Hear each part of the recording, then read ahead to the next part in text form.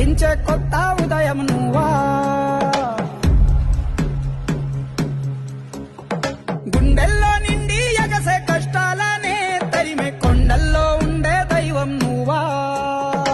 ఎదురు చూడని సాయము ఎదుట నిలిచెనుగా, చెలిమి కాదిది బంధము చేరి కలిసెనుగా.